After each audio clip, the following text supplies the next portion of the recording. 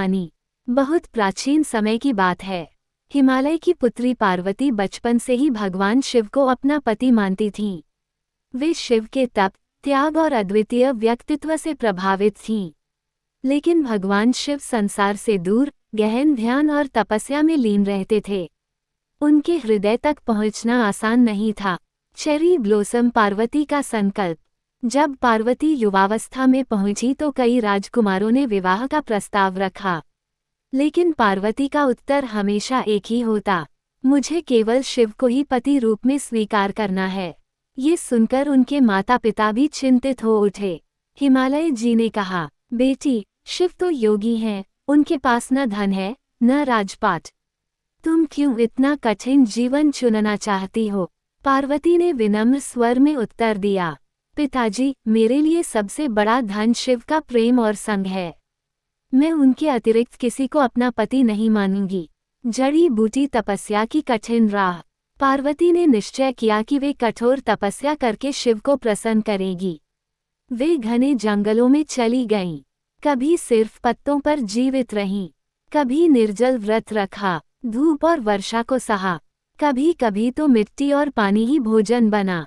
उनकी यह कठोर तपस्या देखकर देवताओं ने भी कहा, ऐसा दृढ़ संकल्प किसी स्त्री में पहले कभी नहीं देखा।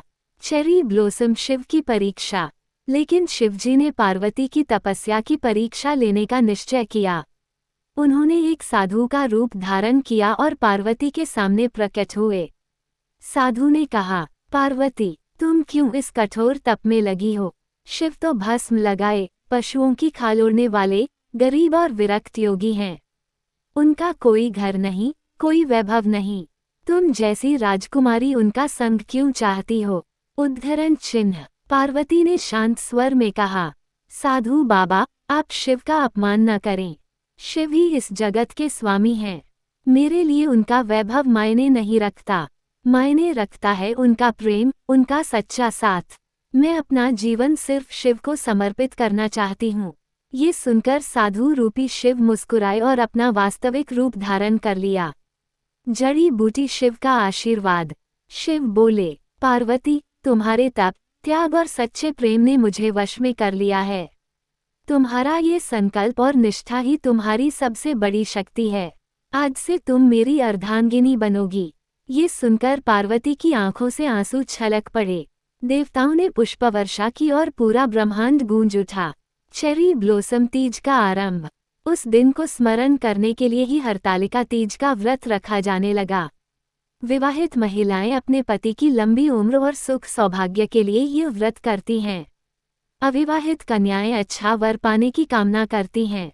सावन और भाद्रपद के महीने में जब बरसात होती है, महिलाएं झूले झूलती हैं, गीत गाती हैं, मेहंदी रचाती हैं।